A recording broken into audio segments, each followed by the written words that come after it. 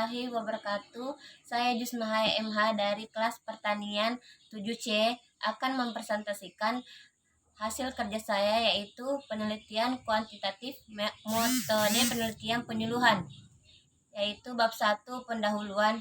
Latar belakang penelitian kuantitatif diuraikan sebagai strategi penelitian yang berbeda dalam istilah yang sangat luas, itu menggambarkan sebagai memerlukan pengumpulan data numerik sebagai menunjukkan pandangan tentang hubungan antara teori dan penelitian sebagai deduktif dan kecenderungan untuk pendekatan ilmu alam. Bab 2 pembahasan. Langkah pertama penelitian kuantitatif adalah 1. Apakah langkah utama dalam penelitian kuantitatif? Pemilihan teori. Karena dalam penelitian kuantitatif adalah penelitian teori karena akan mencangkup proses-proses berikutnya dalam penyusunan hipotesis. Konsep-konsep yang digunakan proses metodologi adalah alat analisis data atau pengolahan data dengan benar. Kedua, sejauh mana langkah-langkah utama mengikuti urutan yang ketat. Dalam studi yang menggunakan desain crop-style menggunakan instrumen penelitian survei sosial yang melibatkan pengujian hipotesis. Ketiga, apakah langkah-langkah tersebut menyarankan pendekatan deduktif atau induktif terhadap hubungan antara teori dan penelitian? Iya, karena pendekatan deduktif merupakan pemberian penjelasan tentang prinsip-prinsip isi pembelajaran, kemudian dijelaskan dalam bentuk penerapan atau contoh-contoh dalam situasi tertentu.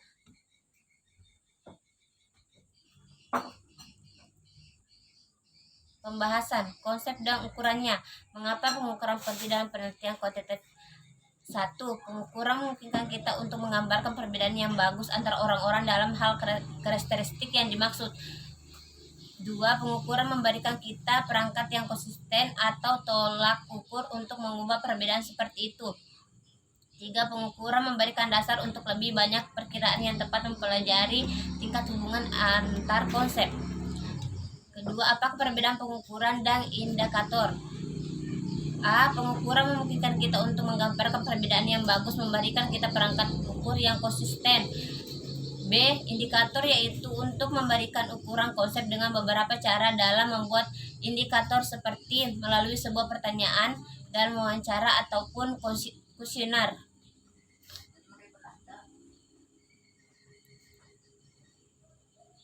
Konsep dan ukurannya.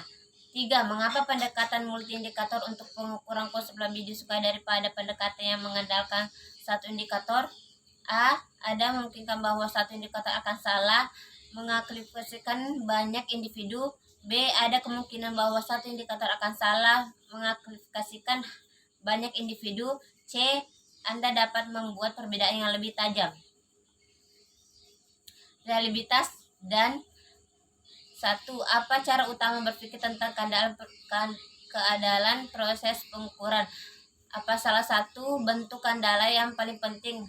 Stabilitas, karena pertimbangan untuk ukuran stabilitas waktu ke waktu hingga kita dapat yakin bahwa hasil yang berkaitan dengan ukuran tersebut untuk sampel responden tidak berfluktuasi, artinya jika kita berikan takaran kepada kelompok dan kemudian atur ulang, akan ada sedikit variasi seiring waktu dalam hasil yang diperoleh. 2. Sedangkan validitas mengandalkan reliabilitas tidak mengandalkan validitas. Bahas. Reliabilitas dan validitas dapat dibedakan secara analitis. Keduanya terkait karena validitas mengasumsi reliabilitas, artinya jika ukuran Anda tidak dapat diandalkan maka tidak dapat valid. 3. Apa kriteria utama untuk mengevaluasi validitas pengukuran?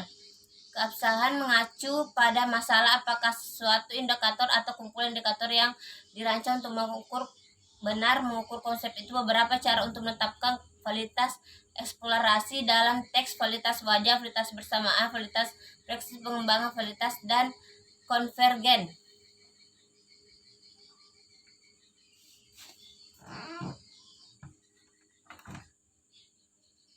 Pembahasan keasikan utama penelitian kuantitatif.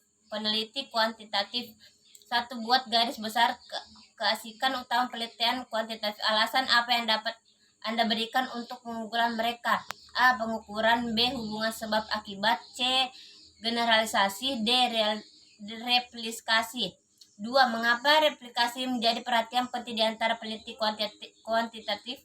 Meskipun dalam penelitian sosial ada kecenderungan replikasi cukup jarang, karena dalam penelitian kuantitatif dalam ilmu sosial sering menganggap replikasi atau lebih tepatnya kemampuan mereplikasi sebagai unsur penting dalam aktivitas mereka. Sangat mudah untuk melihat alasan kemungkinan kurangnya objektivitas dan instruksi nilai-nilai penelitian akan tampak jauh lebih besar ketika memeriksa dunia sosial daripada ketika ilmuwan alam menyelidiki tatanan alam.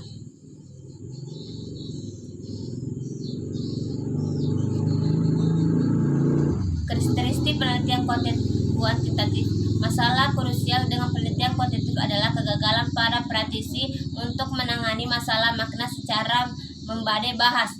A. Penelitian kuantitatif agak gagal membedakan orang dan institusi sosial dari dunia alam. Proses pengukuran memiliki arti dan rasa presisi dan akurasi yang palsu. C. Ketergantungan pada instrumen dan produksi menghalangi hubungan antar peneliti dan kehidupan sehari-hari. D. Analisis hubungan antara variabel menciptakan A. Pandangan statis kehidupan sosial yang tidak tergantung pada kehidupan masyarakat. 2. Beberapa starka adopsi model penelitian ilmu alam oleh peneliti kuantitatif terhadap kritik penelitian kualitatif terhadap penelitian kuantitatif. Dalam penerapan seperangkat perhatian yang terkait dengan strategi penelitian kuantitatif yang mengungkapkan kombinasi orientasi epistemologis, interpretivitis, pengenakan pada makna dari sudut pandang individu, dan atologi introspeksionis, penekanan pada melihat dunia sosial sebagai produk individu bukan sebagai suatu di luar mereka. Kritik tersebut mungkin tampak sangat memberatkan.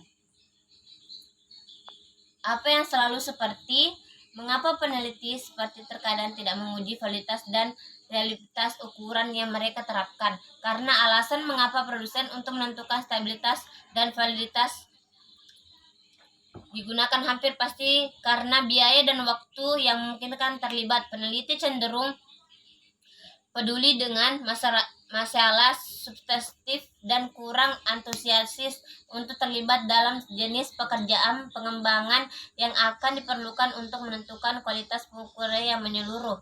Namun, ini berarti bahwa pernyataan Cicioleres 1964 yang sebelumnya dikutip tentang banyak pengukuran dalam sosialisasi sebagai pengukuran dengan tepat memiliki bobot yang cukup besar. Sekian dari presentasi saya. Assalamualaikum warahmatullahi wabarakatuh.